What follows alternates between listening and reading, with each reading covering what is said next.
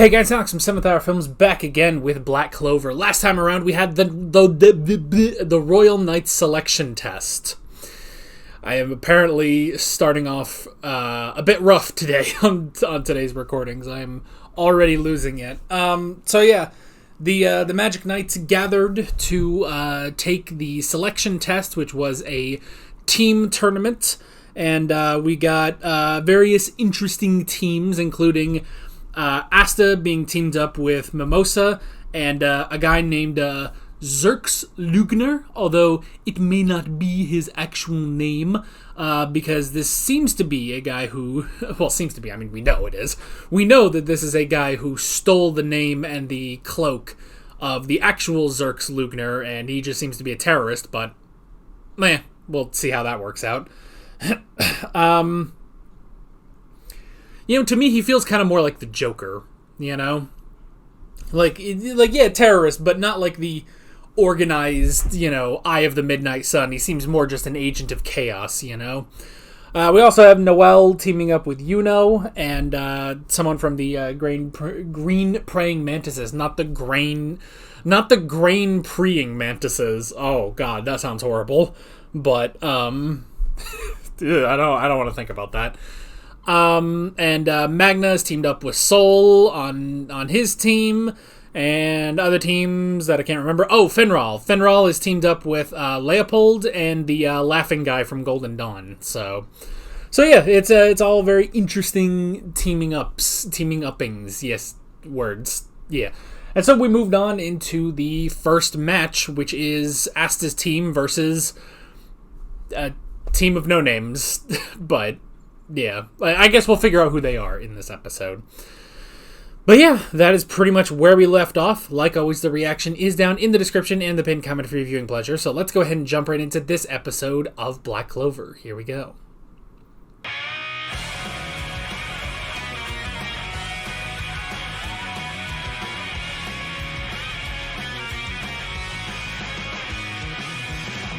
Alright. So, my man's whole strategy is Magic Cylinder. Fun fact, Magic Cylinder is not a counter trap. It's just a normal trap card. Therefore, you can respond to it with I assume quick play spells, but also just other trap cards in general. But yeah, I'm speaking Yu-Gi-Oh! Speak, by the way, in case it sounds like I'm speaking a foreign language. But yeah, because I was going to say, it's like, well, he's kind of using like Solemn Judgment, which is a counter trap. And that's the thing about counter traps, is they cannot be responded to pretty much by anything except another counter trap. Like they take like that level of priority, which is why. But that's why you see a difference when Yugi activates Mirror Force, which I guess Mirror Force is also another example. But, when Yugi activates Mirror Force, in theory, I need to, double check that Mirror Force is actually a normal trap. I'm almost positive it is, but Mirror Force. Yes. Okay, I had to be sure. It's been a long time since I've used a Mirror Force. You can kind of use it in Rush Duel sometimes, but that's about it.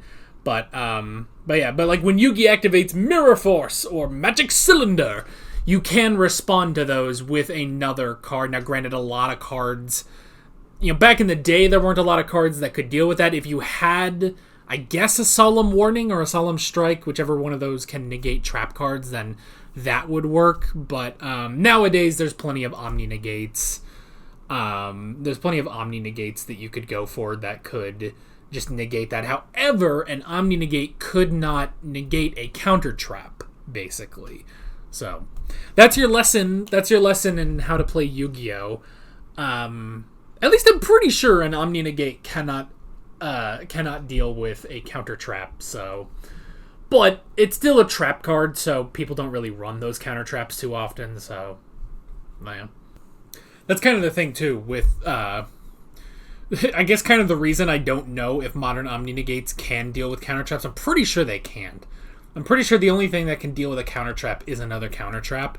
But I think Well, the reason that I don't really know that is because nobody really plays those counter traps anymore, so...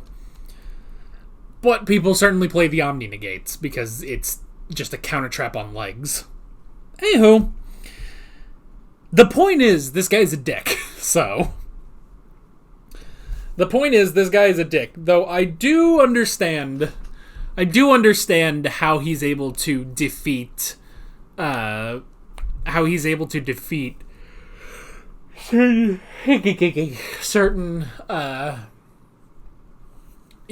enemies, how he defeated the real Zerx Lugner, you know?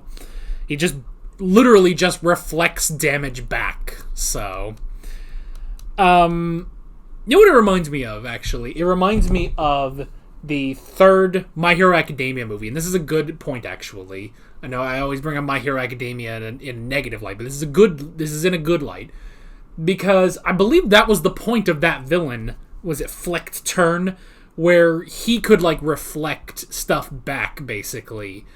He could always reflect attacks back, but that was the thing, was just, like, spoiler alert, I guess, for that movie, was that Deku always just, like, kept punching through, basically.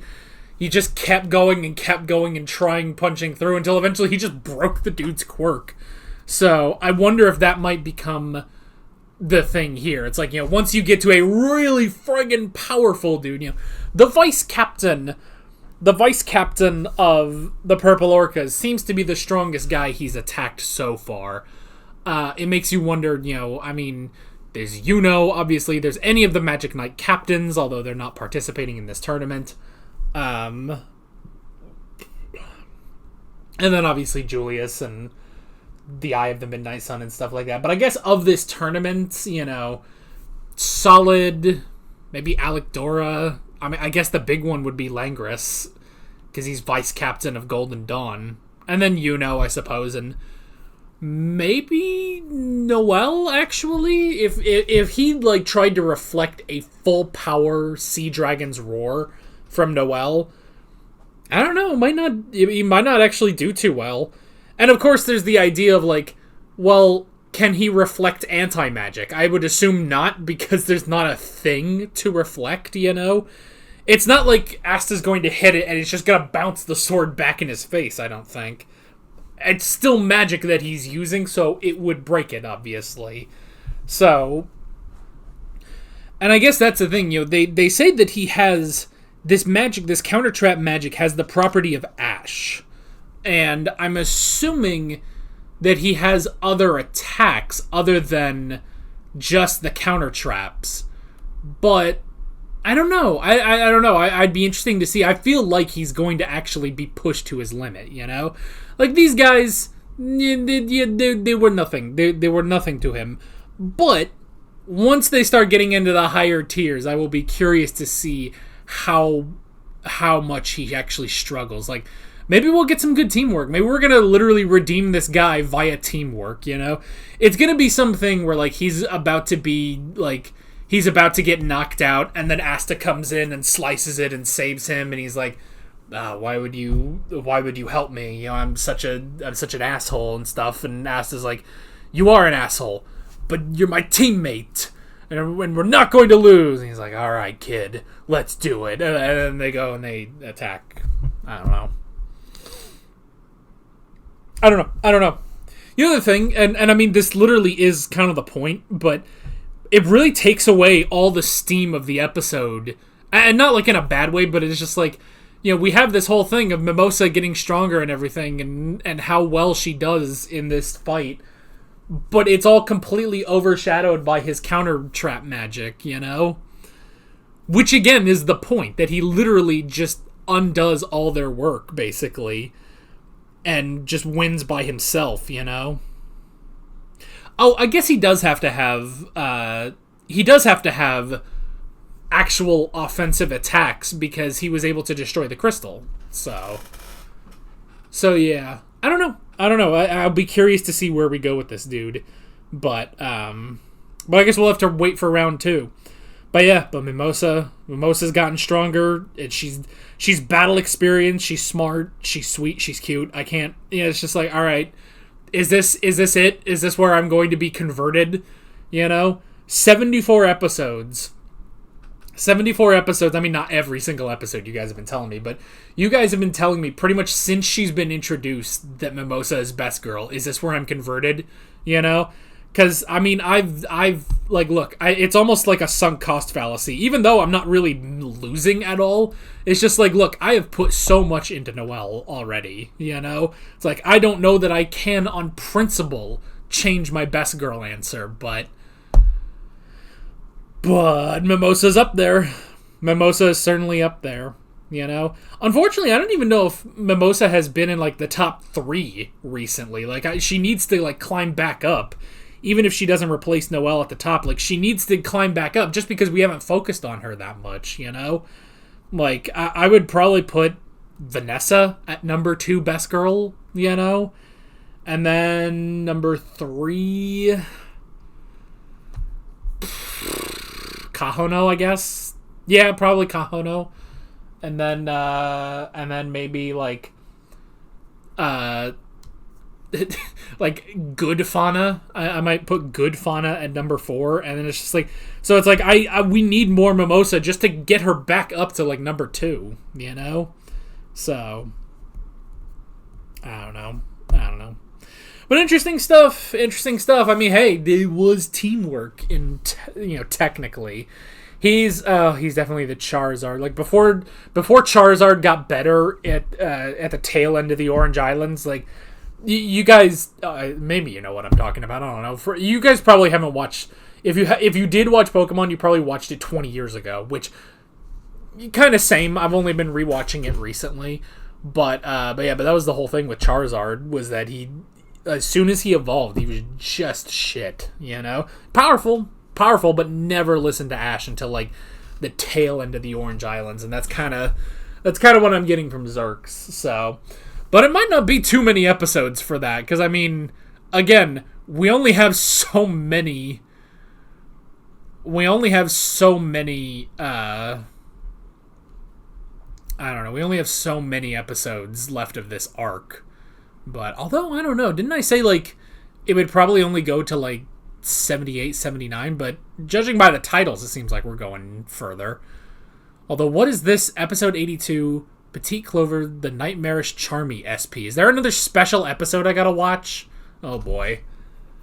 I don't know. We'll have to see when we get to that. Maybe that's just a normal episode. I don't know. I'll have to check the schedule and see if I put it in. But yeah, I guess that's pretty much it. Yeah, with all of that being said, I'm Alex from 7th Hour Films, and I will see you guys next time. Take care. Alright guys, thanks for watching this video. There's a bunch of links on screen if you want to go click around any of those. There's a playlist with all of my Black Clover reactions, as well as another video you can go click on if you want. There's also a subscribe button and a Patreon button on screen, as well as other links in the description if you want to go check out any of those. See you guys later.